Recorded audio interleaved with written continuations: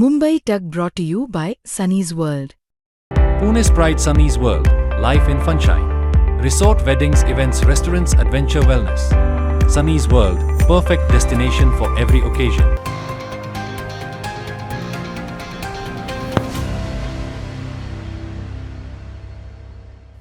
Good news. आंतरराष्ट्रीय पातळीवर कच्च्या तेलाच्या किमती ज्या 115च्या घरात गेलेल्या होत्या त्या अखेरीस आता 100च्या खाली आलेल्या आहेत. बॅड न्यूज, तरीही भारतात पेट्रोल डिझेल काही स्वस्त होणार नाहीये का? आजच्या व्हिडिओमधून समजून घेऊया. नमस्कार, मी अनुजा, तुम्ही पाहत आहात मुंबई तक. पेट्रोल डिझेलच्या किमती गेल्या 15 दिवसातच 4 वेळेला वाढलेल्या आहेत. 15 मे पासून सुरुवात झाली, 3 रुपयांनी महागलं आणि अधूनमधून सुद्धा काही पैशांनी दरवाढही करण्यात आली. माहित नाही, कदाचित हा व्हिडिओ तुम्ही पाहेपर्यंत अजून सुद्धा एखाद दुसऱ्या वेळेला किमती वाढलेल्या असू शकतात. पण तुम्हाला हे माहिती आहे का की आंतरराष्ट्रीय पातळीवर ज्या कच्च्या तेलाच्या किमती महागलेल्या आहेत म्हणून तुम्हाला महागडं पेट्रोल डिझेल घ्यावं लागत होतं असं जे सांगत होते, त्याच कच्च्या तेलाच्या किमती तर आता घसरल्यात. मग तरीही तुम्हाला महागड्या पेट्रोल डिझेलचा भुर्दंड का? याचं कारण आहे कमजोर झालेला रुपया आणि तेल कंपन्यांचं मधल्या काळात झालेलं मोठं नुकसान. 28 फेब्रुवारीला इराण अमेरिका युद्धाला सुरुवात झाली तेव्हापासून कच्च्या तेलाच्या किमती आंतरराष्ट्रीय पातळीवर 50% वाढलेल्या आहेत. पण त्याच वेळेला भारतातल्या तेल कंपन्यांनी मात्र दर हे वाढवले नाहीत. म्हणून काय झालं तर भारतातल्या वेगवेगळ्या तेल कंपन्या जसं की इंडियन ऑइल असेल, जानेवारी ते मार्च मध्ये त्यांनी 15,000 कोटींचा नफा कमवला. पण एप्रिल मे मध्ये मात्र 35 ते 45,000 कोटींचं त्यांचं नुकसान झालं. भारत पेट्रोलियम जानेवारी ते मार्च महिन्यामध्ये 5,000 कोटींचा नफा झाला. पण तेच एप्रिल मे मध्ये कच्च्या तेलाच्या किमती जसजशा वाढत गेल्या पण भारतात दर स्थिर ठेवल्यामुळे 18 ते 22,000 कोटींचं नुकसान झालं. हिंदुस्थान पेट्रोलियम त्यांचा सुद्धा जानेवारी ते मार्च दरम्यान नफा झाला 4,901 कोटी इतका. पण नुकसान नंतर जे एप्रिल ते आता मे मध्ये झालेलं आहे ते 17 ते 20,000 कोटींपर्यंत गेलेलं आहे.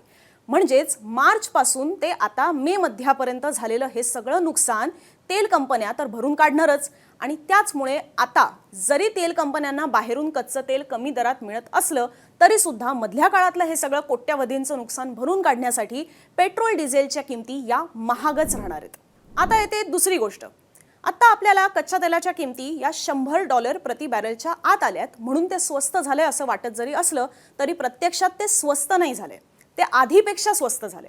आता कारण युद्धाआधी कच्च्या तेलाच्या किमती या $70 प्रति बॅरल इतक्या होत्या. त्यामुळे युद्ध काळात त्या 120च्या घरात गेलेलं कच्चं तेल आता 100च्या आत घरात जरी आलेलं असलं आणि म्हणून आपल्याला ते स्वस्त जरी वाटत असलं तरी ते आधीच्या $70च्या तुलनेत आता सुद्धा महागच आहे.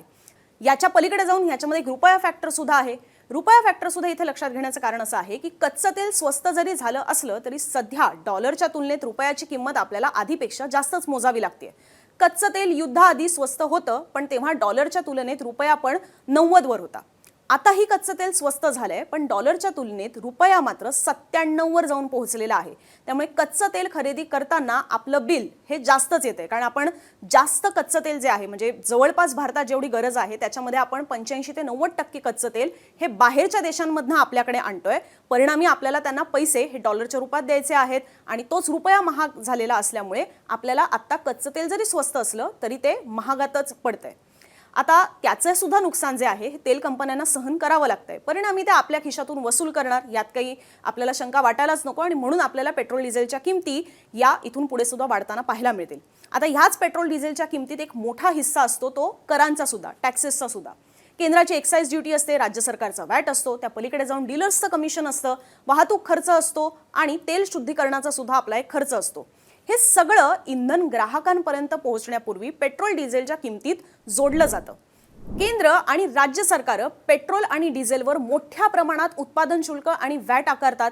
त्यामुळे करांचा इंधनाच्या किमतीत मोठा वाटा असतो आणि यामुळेच कच्च्या तेलाच्या किमती वाढल्या किंवा कमी झाल्या तरी त्याच वेगाने इंधनाच्या किमती वाढतात किंवा कमी होत नाहीत.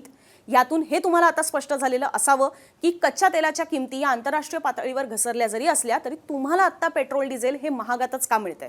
पण हे सगळं शाश्वत आहे का? तर तसंही नाहीये.